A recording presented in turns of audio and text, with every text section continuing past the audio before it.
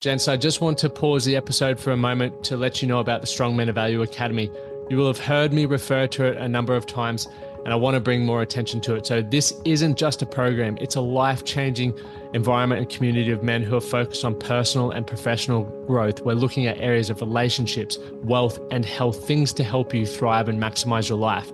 Imagine having bi-monthly one-on-one coaching sessions with myself, weekly group coaching calls, and an incredible brotherhood of high achievers by your side. Now, we're diving into resilience, leadership, and holistic growth to not just succeed in your career, but to thrive in your health and your relationships. Your journey to greatness, it starts here. So join the movement and you can apply for the Strong Men of Value Academy. You can head to themanthatcanproject.com to find out more. If you want something bad enough, you'll make it happen. Like I honestly truly believe in that. Like I think for yourself, like you've obviously just moved to the States, you've made massive risks in heading over there. The Man That Can Project podcast, a podcast empowering career-driven men to live more fulfilling lives. We are here to challenge your beliefs, redefine success, and talk about the important stuff in a relatable way. Don't forget to subscribe and leave a review. My name's Lachlan Stuart. Let's get into it. Zach Langdon, mate, thank you so much for joining me on the show. It's an absolute pleasure. Thank you very much for having me, Lockie. It's like I said just off air, I've listened to a couple of episodes on the potty already, and stoked to be on board, mate. So thanks for having me. And I love watching your content, one, because you make me want to run faster, and you just ripped as at the moment as well. So it's cool to follow. But you played footy at the top level, and for those listening in the States and everywhere else, we're referring footy as AFL for this episode. So not rugby league or soccer. It's AFL, the one where they're playing on the round pitch and insane athletes. Like it's the most wild game of all time. But so you played AFL at the top level. I'd love to hear a bit more about your journey getting into the big leagues and what it took, and I'll ask some questions along the way. Yeah, beautiful. I suppose obviously a lot different to footy in America. So AFL, for all the Aussie listeners, is our, I suppose, game in Australia. But I grew up playing obviously AFL in a small country town north of WA. And I decided to move down to Perth, which is a massive move for me. Not as big as the States move. Mate, Perth is a good spot. We were there earlier this year. I think it was this year. Yeah, at some point, yeah. Yeah, it's God's country down here, mate. I love it. But decided to move down just to try and pursue my career in AFL. I was probably at that age where I suppose in Australia, like your draft age is around 18 or 17, 18, and I'd never tried my luck in, I suppose, at the highest level, and I was at that age where it was either now or never. So, I moved down to Perth with my partner at the time, Ellie, now a wife. Shout out to Elle. Took the move with you, especially at 18. That's awesome. Yeah, it was. It was one of those things. We'd only been together for about 6 months, so it was either going to work or it wasn't. But thankfully, it has worked out. Yeah, bloody oath. But so we moved down to Perth, and I played for Claremont in the Waffle. So the Waffle, for anyone that doesn't know, is probably what would you consider it in America? It's like our second league almost. Yeah, I'd say like college is probably like the second league over here. It's massive. It's bigger than the NFL. Yeah, but we, rather than getting 200,000 to a game like the college football was, we probably get 2,000. Still good. But so I played for Claremont in the Waffle for 2 years, and then at the end of 2017, I was lucky enough to start speaking with a few clubs in the AFL. Kind of had a bit of a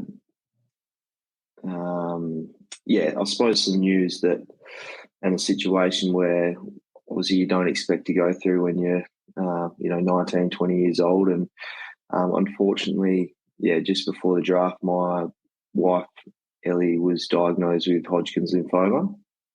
So obviously a type of cancer that affects your lymph nodes. For us, obviously so lucky to get onto it early, but, having to make a decision of what to do, because obviously our draft, and similar to, over in the States, you actually don't know where you're going to end up. So we could have ended up in Perth or Melbourne or wherever. So, we were kind of in two minds at the time. After obviously hearing the news, I stepped away from the draft for a while. We kind of had a really, honest and open conversation of where we wanted to go and what we wanted to do and what was going to be best for us. And, to this day, and I know this about Ellie, like probably the most selfless person in the world, that to me, and I stand by that. And she kind of just, said to me, like, this is your dream. This is why we moved down. It's going to be what's going to be able to support us going forward. We had a kind of decision to make whether I was going to go back into the draft or stay in Perth. So we ended up staying in, and I got drafted over to Sydney, so the other side of Australia. Complete other side, mate. Yeah. So, on one hand, draft night was the best night of my life. Obviously, a dream come true. And then on the other hand, it meant, kind of heading over while Ellie was going through chemo and radiation. So, definitely a time where so many good things and so many unknowns. I find it really fascinating the way that you handled that whole situation, especially at 18, because I know for me at 18, when I was playing rugby league and stuff, I did not handle things as probably maturely. I didn't have the conversations that I needed to have. I always sort of beat around the bush a lot, and that's what got me into a bit of trouble in the younger years. So to hear that you yourself and Ellie had these mature, what I would consider mature conversations around your future and what's best for you guys in a relationship is mind blowing. Where did you learn that? That just blows my mind. Mate, to be honest, I would have been very similar to yourself at that age. Like, I think, and you'd probably attest to this, is like when you go through things, or when you are the way you are, I believe you get challenged in certain ways in life, and it actually forces you to grow up. And I was no saint, believe me. I was before that, and still do love having a good time with my mates and everything like that. And it was just one of those times where it was like, we actually need to stop here and make a decision that's going to impact us going forward. And I think at that time it probably forced me to grow up a lot. And probably before my years, I'd say. Definitely. What were some of the biggest learning points you take away from that chapter of your life? Like, especially being 19, you entering the league and hitting one of your dreams and playing professional sport, but then also, you wanted to be that supportive partner. And I guess there's a lot of unknowns with cancer as well, right? Like, you don't know what the hell is going on with it. They can give their diagnoses, but it's still, every individual is different. So how did you sort of balance the excitement and everything like that, but also be present and, I guess, compassionate to Ellie? Yeah, I think you just hit the nail on the head right there. It was basically just being present and doing what we could and control. And I think from that kind of day heading over, it was so many unknowns, and that's how we had to treat it. It was, we don't know what tomorrow's going to bring, so let's go in with today and do the best we can with what we had. And fortunately enough, like the club, like the GWS Giants where I got drafted, they're unbelievable club, unbelievable people, the support there as well. And we just chose to see it like that. Like, you've literally got to live every day like, we weren't to know what results we were going to get. And yeah, we were so fortunate enough to obviously have the support around us both here and back in Perth that just allowed us to, kind of live like that and just take every day as it came. And fortunately enough for us, Ellie was able to get the all clear after a few months and move over. So yeah, How it was good. obviously as ever. Yeah. And I see you've recently had a little boy. Yeah, little Z. Little Z. He's about little Zio. He's 4 months old now, and he's just started teething, which is unreal. Mate, fatherhood, how's that going for you? Yeah, not getting much.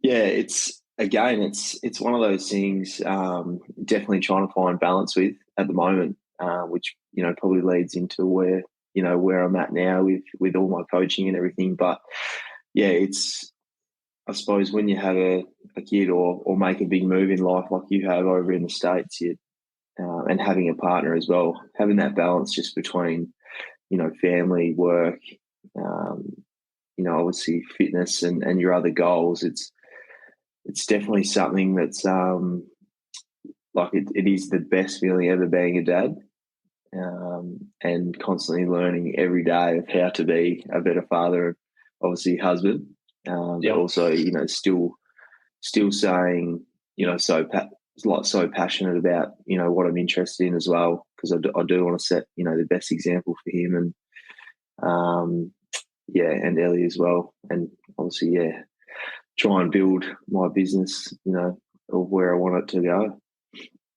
Yeah, we'll come back to the business stuff because I'm very excited to talk about that. And there's so many questions I have around balance and fatherhood and business. But I don't want to also miss out on learning about your footy career as well. So obviously, you mentioned Ellie got the all clear moved over for you. So what was the football career like? Some lessons, I guess, challenges as well.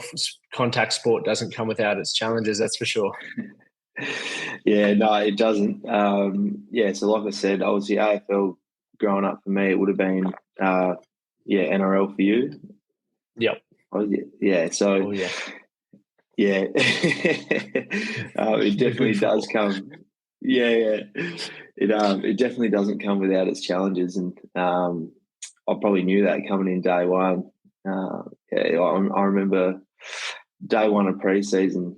I probably went out there trying to impress, and I remember the first drill. It was basically just quick hands, and I've blown myself up.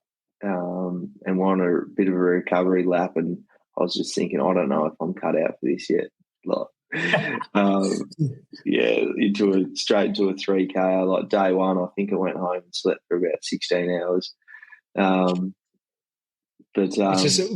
was the level, like the intensity from going from obviously WAFL, which is the Western Australian Football League, to then playing the elite?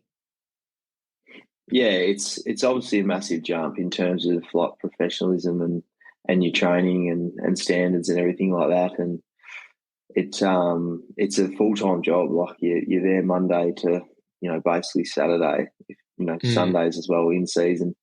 But yeah, the training loads obviously increase so much, which obviously being a first year, they're pretty good with easing you into it in a certain way, but easing into it's you're still rolling around 30, 50K weeks, which to a runner wouldn't seem that much, but when it's change of direction, tackling, a lot of it's sprint work, it's quite high. Oh yeah, that's brutal. So yeah, I think I was sore every day for about the first 6 months.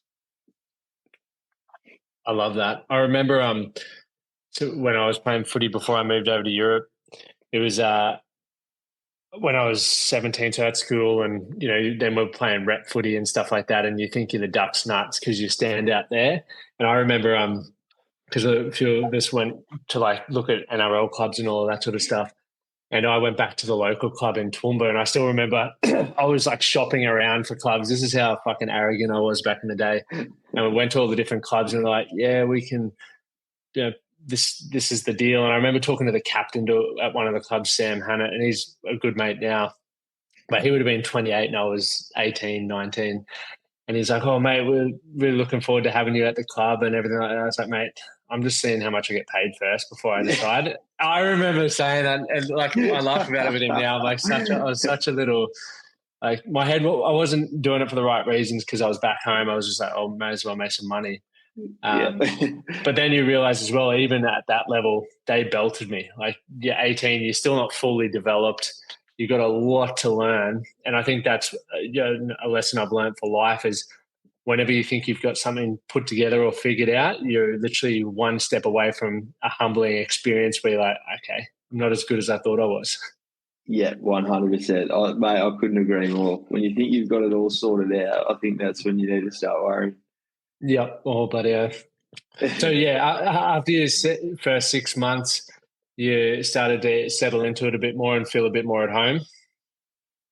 Yeah. So a few months, obviously, of pre-season went past, and it was getting pretty close to the season. I think it was the week of round one when I found out I was going to debut. So, as you know, mate, talk us through that, dude. What was it like? What was it like? Just because for those who as well aren't really, there's a lot of Queenslanders who would disagree with you and say rugby league's better than AFL. But as a rugby league dude, I love AFL, especially when you see it live. It's phenomenal.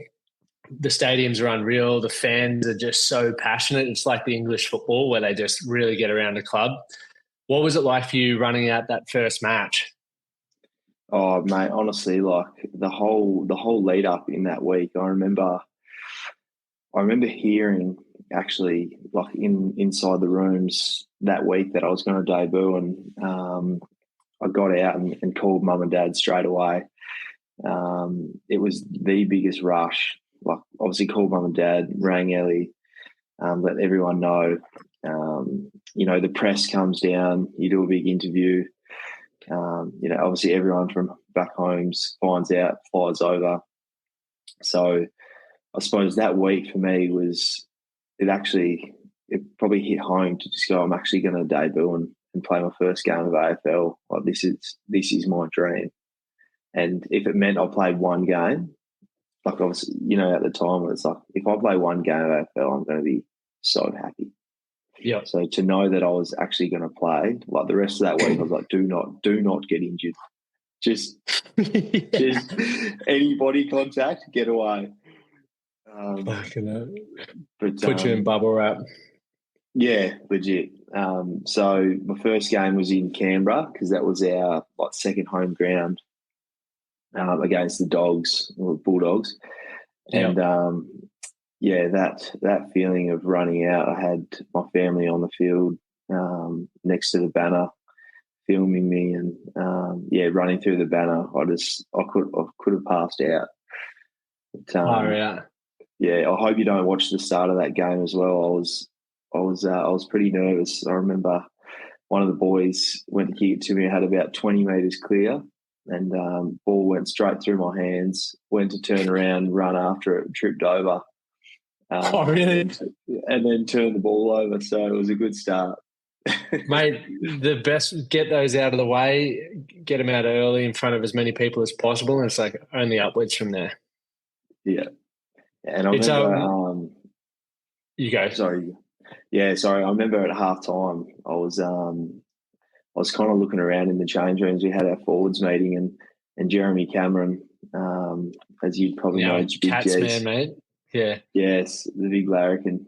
So for anyone that doesn't know Jezzy Cameron, he's a all-Australian AFL player who I was lucky enough to play with and very good mates with now. And he came up to me and he knew I'd probably be a little bit rattled, and he just said, mate, I've had halves where I haven't touched the footy at all and then gone out and kicked 6 in the third. So it's all good. So I went out there, mate, and changed the mindset around and ended up being able to kick on myself. And I still remember that feeling like it was yesterday.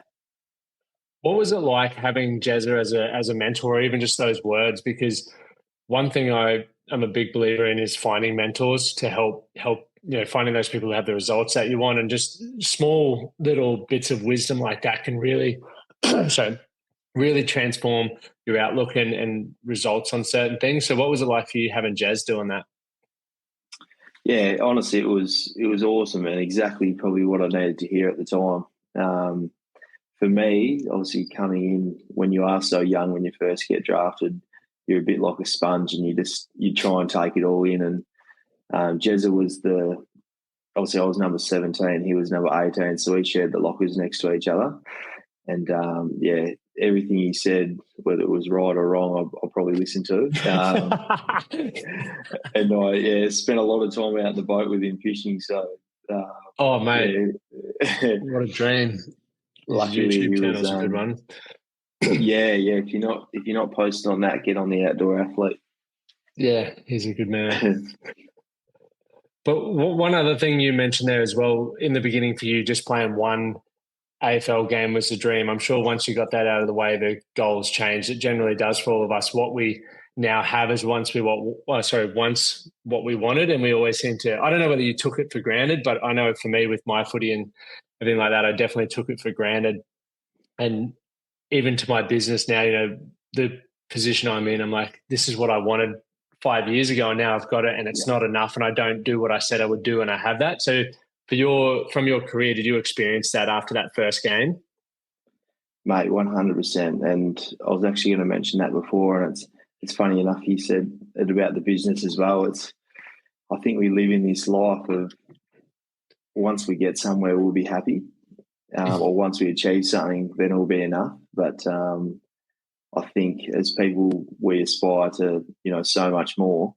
And constantly looking to improve. And I think it's a great trait to have, to be honest.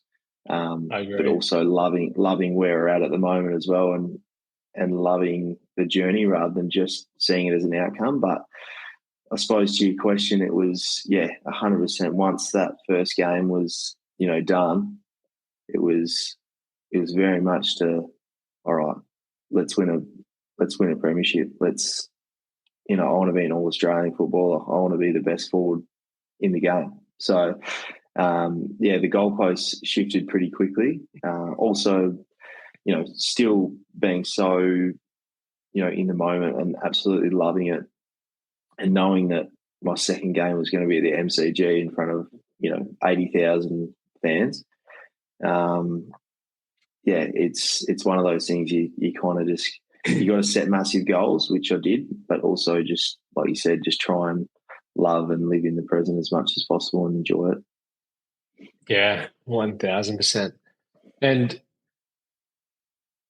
I find that when we're like constantly moving these goals and trying to stay present with what we've now achieved, for you, obviously, there's probably hundreds of thousands of Aussie kids who would just love to achieve what you've achieved. What advice would you have given to yourself, 18-year-old Zach? What advice would you give to yourself? Yeah, I suppose exactly that. Just don't take any of it for granted. Absolutely love every moment. And I think for me, I'm someone that's probably all in, like 100% committed on it. And I think if you get those opportunities, or even if you don't have the opportunities, make the opportunities, and don't expect that it's just going to happen for you. And it's so cliche to say that if you want something bad enough, you'll make it happen. Like I honestly truly believe in that. Like I think for yourself, like you've obviously just moved to the States, you've made massive risks in heading over there. Well, risks if you want to call it that, or risks. I think you give up so much. Like I'm, living up in Dampier, moving down with basically $0 to my name, and it sounds like poor me or whatever, but and I'm not saying that at all, but to leave a stable job and life to chase something that you're so passionate about, it is the best learner and teacher. And I think if that's what fills your cup and that's what you're so passionate about, like you'll make it happen 100%. So yeah, if there's any aspiring young, footballers or, marathon runners or athletes, like just go chase it. Like who cares?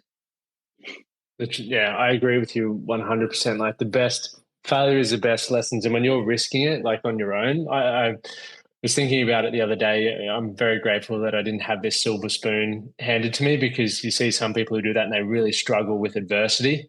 And when you're taking the risk yourself, whether it is and the risk looks different for everyone. So when you're moving away from family or support networks, or you don't have cash with you, like that is a fucking huge risk. But at the end of the day, and I would say for most people listening to this, and I even said to myself, is like worst case, I've had some awesome experiences. I've learned a bucket load, and I'll be able to go back and crash on my parents' couch. Yeah. Which hopefully doesn't come to that. But mum and dad, if you're listening, then I'm coming back. I'm coming back. Did you notice any significant, I guess, changes or shifts in your mindset when you went from obviously playing that first game to now I want to be the best forward in the game? Yeah, definitely. I think it's a tough one to obviously say without sounding too cocky, but I see it as like you've got to be confident. And my mindset kind of changed from being that underdog coming in to like I've got this, like I'm meant to be here. And that's one thing that a lot of people go through. It's that imposter syndrome, I think. Like you hear about that, where it's like, geez, I hope they don't find out that I'm actually not this good. Like I might have kicked 2 on the weekend, but geez, that was pretty lucky. Or to actually, actually sit 100%. No, like I've put the work in. Like I deserve to be here just as much as everyone else. And if my goal is to be, to win a premiership or, be the best forward in the game, that's what I'm setting my mind to. And I kind of changed it to underdog mentality to backing myself in. I love it, man. It's interesting that you say it sounds cocky, because I used to say that all the time. And I always, in the earlier days, even on the podcast or when I was on podcasts or interviews, I'd pre-frame it. And I think there's a lot around the Australian culture. I find it here in the US, the culture is extremely different with this tall poppy syndrome. But if you look at the most successful people in any industry, whether it's business, sport, creatives, they back themselves. And to the average punter, it's very easy to say, oh, they're cocky or they're up themselves. But in order to get something that you have not yet achieved, you have to back yourself, which means when someone says, do you think you can do it? You just, yeah. When I rode 30 marathons in a row last year, I thought I'd have heaps of support, like from friends and people that follow me and stuff. And literally, I reckon I had a handful of people that were like, yeah, you're going to kill it. Even like one of my closest mentors was like, mate, I'll give you 7 marathons and you're done. And I was like, fuck. And then they're like, what do you reckon? I was like, I got it easy. I'm not even worried. Like, I know it would be challenging, but I've done the work. Like, I always come back to my certainty, and I would imagine yours as well, Zach, comes back to I know what I do every single day to perform at my best. Yeah. And because I've done the work, I'm very confident in what I'm going to, what my output could be. There's always going to be variables that could change that, but 99% of the time, it's like I've done the work. And if I haven't, I'm not going to say I've done it. Easy with that. So I think it's a interesting one for people to think about, is if you're holding yourself back because you're not projecting what you want or what you think you're capable of because you're worried about how people are going to perceive you, fucking drop it. So back yourself. Mate, 100%. I honestly could not agree with that anymore. And like you just said, like you've set that goal to, run those 30 marathons, and you could have very easily listened to, what other people like along the journey have said, is he going to make it? Is he going to do it? And I had exactly the same thing of, you're a country kid, you probably pass your draft year. And if we choose to listen to, that and just be happy with, like you said, if you got to 7 marathons again, he was probably right. It is getting pretty hard, and just gave up there. But you've already set that mindset. The work you put in behind closed doors, like you said. And I think it's only up to us to, shut out half of that noise, even if it is coming from people that we care about so much. With all due respect, because our closest friends and family, they're only looking out for us. But I think for high achievers or not, when we set out a goal, it's one of those things that we commit to. And I'm very much someone that the way you do one thing is the way you do a lot of things or everything. And I think you coming from a sporting background as well, you'd know that when you say you're going to do something, you commit no matter how hard it gets. Definitely.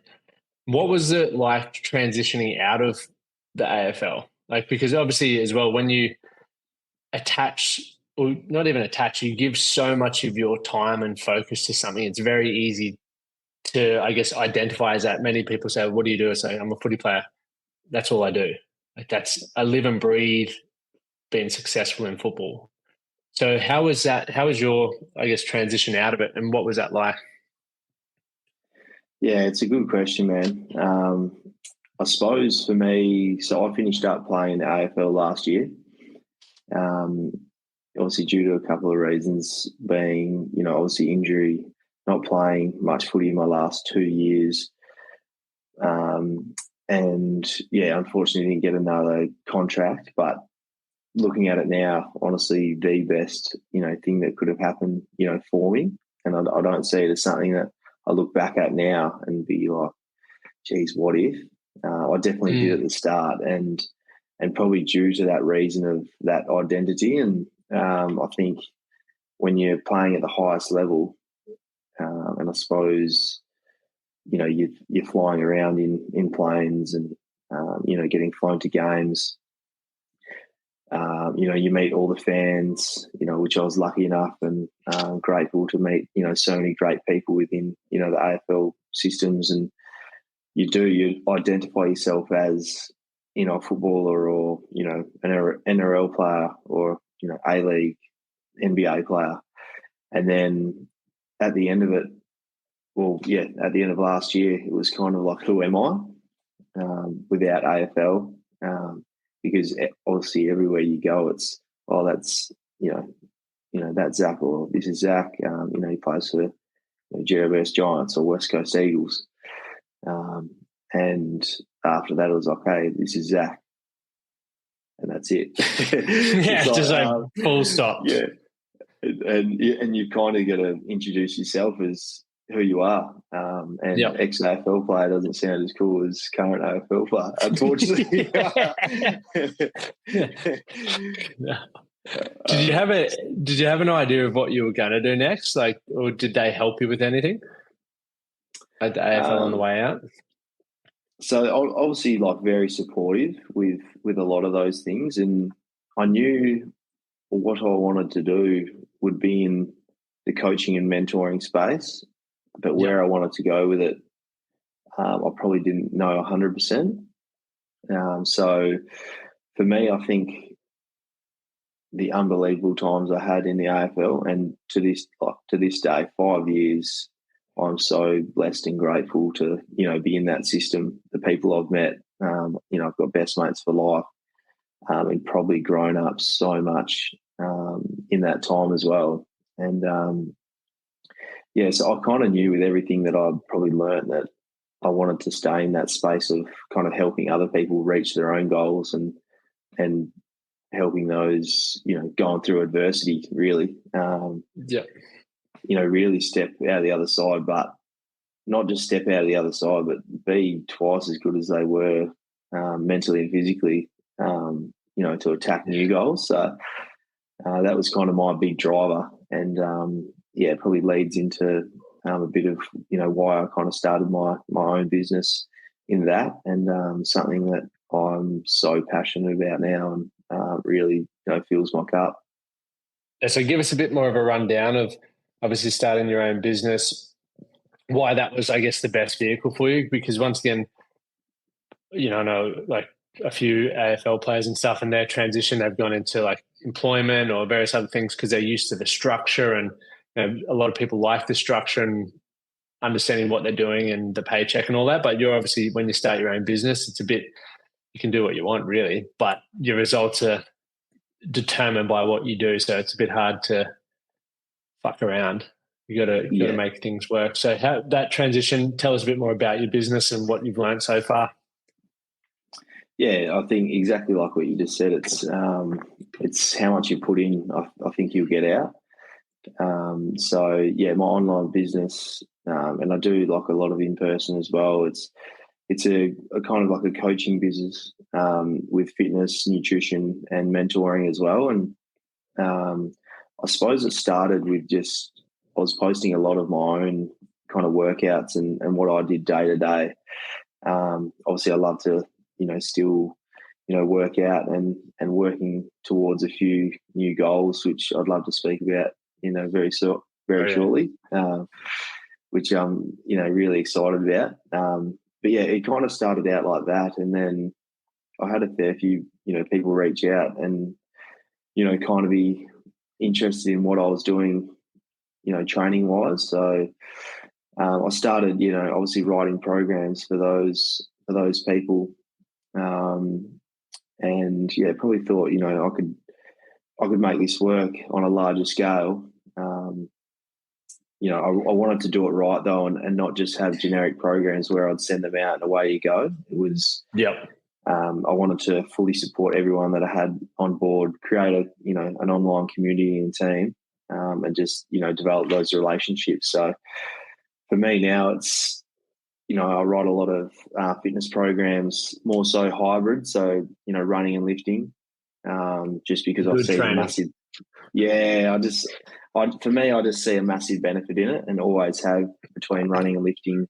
Obviously, coming from footy, and then obviously nutrition plays a massive part in that, and obviously the mentoring space, which you obviously attest to that, and you're well above so many in that area. So I suppose an insight on how you're going with that. It's probably better to talk about, but yeah, that's where my business is at the moment, and it's constantly growing every day and learning with that. So it's exciting times, mate. I think it's very exciting. It reminds me a lot of myself. I was documenting a lot of my transition from after footy into what I was trying to figure out would come next. I had a bit of a downfall for a while, which was, I guess, relatable to a lot of people as well. But when I recognized that you could have something that you're extremely passionate about and were doing anyway, and you could get paid for it, and you could scale it to fit into a pretty cool lifestyle, that's when I was like, this is the golden ticket.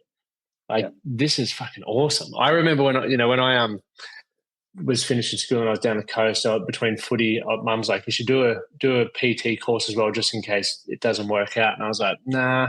She's like, go on. So I did that as well, and I was very lucky. But I always looked at training and coaching as a career for people who couldn't get real jobs. And I had like an 18,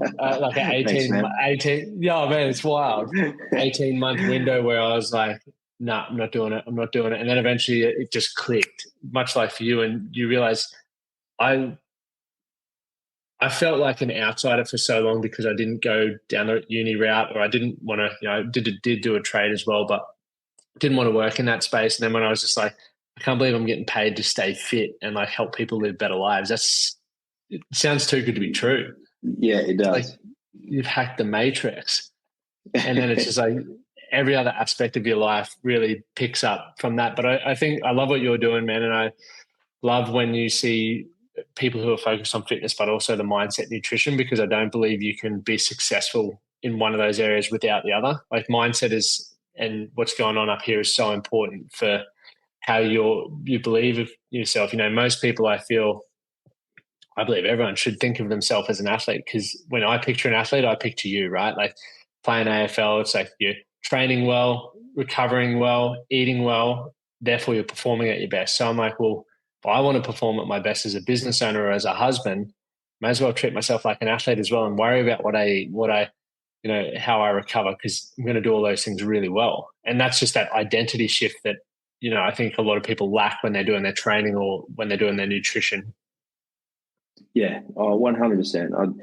And I think for a lot of people out there, like we're all athletes in our own right, and I think it's easy to compare, and like with social media these days and Instagram, we look on there, and I think the thought of comparison for a lot of people is why they don't start and just be like, how can I reach that level? And they don't actually think like we're all starting from a different position, and it's such a thief of like joy. Like I even look on Instagram, right, and say I had a run this morning and I know I'm building back from a stress fracture, but I'll see someone else do a 15K run and instantly it's just wired in me to be like, ooh, do I go out and do another 10 you know what I mean? It's just like, it's one of those ones that you've got to set your own goals and not that they have to be small or, large. And I'm all for setting a massive goal and going for that. But setting your own goals that suit into what you're doing and where you're at, and not comparing, because like I said, we're all athletes and trying to find that balance. And I suppose for me now it's trying to find that balance between my little boy, my wife, Ellie, family, business, and then also my new goals of, wanting to be, and again, it might sound cocky, but wanting to go professional in, something else, which I'm really excited about. Dude, you gotta tell me. The suspense is killing me. What are we doing? Where are we at? No, well, so there's a few things on the cards, obviously next year with Ironmans, which I really want to tick off, and also High Rocks as well. I'm not sure if you've heard of that. Yeah, I was going to do that. I flew to Sydney just before I left. I was going to do it, but I had the world champs in Belgium like the next week, so I bailed on that. But I wish I did do it. Yeah, so that looks awesome. And mate, if it comes to Perth, you got to promise me right now that you're going to come over and we're going to compete in it together. Yeah, mate, you would kick my ass, but I'd love to do it. I definitely will do it. That was my plan when we got over here, because there was one in LA the other day and there's one in Chicago this weekend, I think. So we were going to just hit the circuit, and I was going to do a little bit of work, but just mainly train. But then I want to try and make the Aussie team again for obstacle course racing again next year, because I feel like I've got unfinished business there. Yeah, mate, I'm actually stoked for you, and I'm excited to see where you go with that as well, because I think that it's something that I hadn't really heard of until speaking to you about it, and it looks so hard and so unique. It's not funny. Yeah, dude, it's wild. But yeah, I think much like you doing the Ironman and then the High Rocks, I think High Rocks is what excites me most. But I also, when you get so close to doing so well at an international level or a national level, it's like you want to sort of complete that before you move on. Yeah, for sure. And I've spoken to my kind of coach about this as well. Is I think when you are at the highest level, I said to him, like, I don't want to just go into these events and compete. Like, I generally want to go in and I want to win. Like, I'm not going into this Ironman to run sub 10 or race sub 10 hours. I'm going in it to run sub 8 and win this thing, or I'm going to this High Rocks event and I'm going all the way. And again, like, it sounds so cocky, but I just think I'm someone that commits to it 100%, and I'll have to. And when you downfall. No, I don't think it's a downfall. I think, and especially when you've competed at the level you have, Zach, you would have so much data and such a good understanding of how your body operates that you would be able to, even if you haven't done the sport, there's things that you can, times, for example, with the Ironman or splits for the fucking High Rocks. Like, I've worked out all of that and I've never done it. And I'm like, I know I can do this split. I can do this split. I can do those splits. If I can put it together, I'll be competitive. And so once again, I could be completely mistaken. However, knowing what I know about my body and the numbers that I've got from all the years of training, I feel pretty good about it. So therefore, I carry that certainty based off the experiences that I've got. Yeah, and mate, I think it's the best trait to have. Like, why roll into an event that you've half train for, and not knowing, being happy with coming, I don't know, 100th.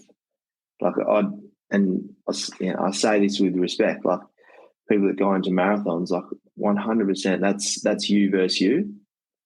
And a lot of people will race for a time, and I 100% respect that. But yeah, I think for myself, it's more going in there to win. And making sure that when I am training for these events, it's going in there to do the best I can, and not just taking part. Yeah, I think for example, for someone like yourself or myself or anyone who has competed at a top level, we have an understanding of what the top level's like, and there's talent there as well. And so if you maybe have, for example, me with the guitar, like, well, it's already gone, but like me trying to play music as opposed to my wife who does it for a living, it's chalk and cheese. So I don't play to go, I'm going to be one day rocking out a stadium or whatnot. I'm just happy playing in the guitar, in the lounge. So I think people sort of set that based off the experiences that they have. So when you're, I love the fact, like nothing excites me more than people like yourself or myself when you finish one career. It's like there's opportunity to go pro in something else. It's not like you're done. There's the next thing. I think that what you've experienced puts you in a very good position to clean up in these next, goals of yours. Yeah. Yeah, mate, for sure. And actually, I wouldn't mind hearing you on the guitar just quietly. See how you go. I don't want to embarrass myself. Amy was trying to film me last night, and I was just like, nah, it's my little private thing. A little bit of cozy by myself. Yeah, Lukey Combs, mate. I was just listening to him this morning. He's is he playing over there recently? Mate, he lives in Nashville. He does live in Nashville, so hopefully we'll connect while I'm over here. That's the plan. So we'll see what happens. If you get him on the podcast, I'll be on there as well, please. Mate, yeah, it's definitely. I was having. Well, no, we're at where were we at the other night? Oh, sorry, my wife had a showcase the other night, and we were there with one of the biggest producers, Lindsay, and he's written a lot and produced Nate Smith. I don't know if you know Nate Smith as well. So he's blowing up as well. Check him out if you haven't checked him out. Anyone who's listening who hasn't checked out Nate Smith, fucking awesome. So he was my top 4 in Spotify this year, and Lindsay's, I was like, oh man, Nate was my number 4 this year. He's like, dude, I'll get him on the podcast. Like he's coming around next week. I was like, fuck yeah. Link. And that's how it starts. It's just like, that's why I love having a podcast. You get to meet so many cool people and learn about their life and their stories, their challenges and all of that sort of stuff. But not enough about me, man. Back to the goals. So obviously you're wanting to do well in High Rocks and the Ironman. Which goal's the priority at the moment? Yeah, so at the moment, I've just come back from my stress fracture. So building back into running, which I've absolutely loved. I've probably spent 4 months off legs. So there's a lot of upper body conditioning. So now that I'm running again, I definitely think once the date comes out for the High Rocks, that's going to be my priority. Right. The Ironman's actually, the Bustleton one is tomorrow for this year, which obviously I won't be competing, but my coach is, so I'll be cheering him on. Shout out to Corey Green. Yeah, Corey. Yeah, go Greener. So yeah, I think that's more of a personal one that I want to do next year. Yep. But yeah, more closer term, it'll definitely be the High Rocks event. So yeah, that's going to be my priority. I feel like I think obviously we've got our strengths in different things. I feel like that's going to be that'll be my strength per se. Mate, I've seen you run, and I feel like AFL athletes are destined for fucking High Rocks. Like you just your lungs and your aerobic capacity, and I guess even your anaerobic because you bloody do 50K a week of interval training essentially. Like that's just got you primed for this event. Yeah, I feel like we're just like when you train for something for so long, that becomes what you're kind of better at. But in saying that, like I look at the other events that CrossFit CrossFitters do, and they are probably the fittest athletes on the world or in the world, sorry. And looking at them power clean, 150 to 200 kilos, like I'm so far off that it's not funny. So I'm staying in my lane there. Yep. Yeah, my buddy. Do you know Jack Frost? He used to play at Collingwood, and so he's a good mate of mine. And he's actually doing CrossFit now, but I was trying to get him into CrossFit years ago when I was doing it. And he came to a session when we were down in Melbourne. I was down visiting him, and same thing. Like, he's fucking 2 meters odd tall, so trying to watch him do a power clean was like wild. But he's into it now and loving it, which is good. Yeah, it honestly looks like one of the toughest. I haven't been to a CrossFit session ever. Dude, get into it. Probably a little bit, mate. I'm nervous to head down there and just do my first 50 kilo power clean in front of, this, whole team that's power cleaning twice as much. So I'd have to build up a bit of confidence, I think. Yeah, mate, it's humbling. And what goals do you have around the business now? So you have shared a bit about how it works, but where do you want to take it?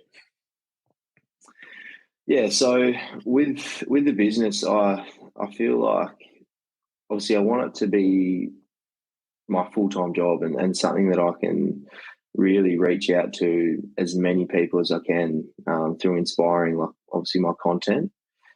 But in terms of the business aspect, I want to grow it to a point where obviously I can still be in touch with every single person that I've got on there, a part of the team.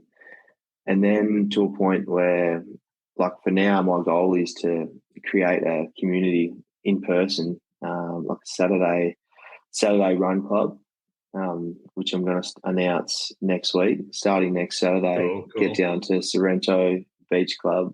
We're going to start off with a 5 o'clock run. Yeah. Build it in slowly with the crew, and then, to be honest, I'd love to see nothing more than 200 people running down Scarborough Beach Road along the coast and having a swim and a coffee afterwards. And just, I feel like we can be so money and goal orientated where we forget about the people around us and actually having an impact. And that's what I want to do. I don't want to ever lose that in just chasing building the business. I want to make it the forefront of it, actually creating and keeping a good community and just meeting so many different people. That's my goal, to be honest. Yeah. That's one of the challenges I've come up with. Businesses, the community is what drives our business, and that's the best part. Is I don't necessarily have to be the one driving that, but as it gets bigger, it's harder to keep that one-to-one with everyone, which is one of the downsides. But I also know the value of, as our community grows, the value other people get, because we obviously link people up with people they can get value from and support as well. So that was definitely one of the challenges I probably still do face. This whole year, I've been so focused on the business that I haven't been able to be in it with the boys as much. And you miss out on a lot of stuff, and you're sitting there, you're like, fuck, I built it because I wanted to be in it. But also then there's other responsibilities that had to be taken care of as well. So it's I completely can relate to that, where you want to make sure that you're still involved and part of the community as well. Mate, it's a hard one to juggle, isn't it? The more you put into something, the less you're putting into something else, another aspect. And 100%. Although you're trying to, not put all your eggs in one basket, it's, we've got so many different things. It's like anyone, you got family, you got business, you got your fitness. Yeah. And when you're putting so much into one, which I think is a big thing at the moment, obviously another one lacks a little bit. So you said something. It's a good one to find that balance. 100%. You said something earlier, whereas you would go all in on something, but I also know when we're speaking throughout the week, you were saying there's a difference between all in on something and then consumed 100%, and that probably ties in and gives a bit more insight to work-life balance, or those blokes just have all or nothing, whether it's with the booze or with training or whatever it may be? Yeah. Oh, mate, this is probably the biggest one for me at the moment. Is especially with having a young family, and you see so many people as well, I think, doing the same. And I'm not going to take credit for this because it's actually something that I've heard from. I'm sure you've heard of Nick Bear. Yeah, mate, he's in Nashville too. If you can get him on the podcast, he's someone that I look up to a fair bit in terms of his training, but more so mindset and just like his vulnerability. And I actually heard this from him with a lot of his preps and a lot of my preparation. There's a difference between being 100% all in and committed to something or all consumed. And I think the difference between that is that I've found is 100% all in is, so I'll start with all consumed.